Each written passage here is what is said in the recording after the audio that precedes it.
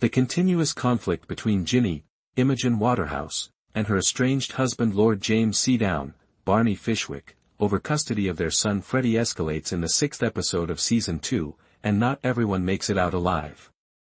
Jinny's half-sister Nan, Kristine Froseth, and her friends banded together to distract Seadown and send pregnant Jinny away in a carriage with Nan's love Guy Thwarte, Broome, after Seadown, a verbally and physically abusive man who had first mistreated Lizzy Elmsworth, Aubri Ibrag, in Season 1, started hitting Jinny after they were married.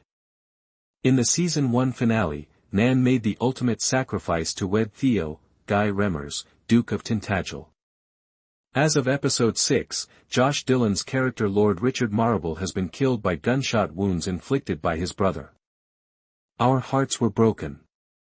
Yes, it did. It wasn't until much later that we realized that this was the result. For a long time, we fought against it, Catherine Jakeways, the creator of the series, told Deadline. We wanted to do that big dramatic plot for Jinny and Seadown and all of that in Episode 6, and we wanted that to unfold as realistically and tragically as possible. We discussed the possible outcomes of that and played out every scenario in which we may lose.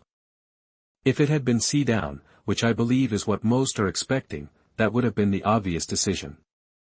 At the mother's request that Honoria put the baby first, Honoria leaves Jinny behind even if she successfully sneaks Freddy out of the house. After rescuing Jinny from her locked chamber, Richard must attempt to convince his brother not to shoot himself in the head. When Jinny returns to check after hearing a gunshot outside, she discovers a dead Richard in the entrance of Lord Seadown's estate. The more we resisted it and the more we realized how heartbroken we were about it, the more we realized that was probably the right choice, Jakeways continued. We were like, we can't kill Dick, he said. For that reason, in fact, since you just say, oh my God no. Since he is so wonderful and charming, and because he and Conchita get along so well. We were heartbroken by the thought. It was somewhat enticing to do so, yet we are nonetheless deeply saddened by it. Beth Willis, the executive producer, discussed how this will impact Conchita Clausen, Alicia Bowe, Richard's wife, in upcoming episodes. As viewers may remember, the first season of The Buccaneers began with this couple's wedding. We do get to observe Conchita from a completely different perspective.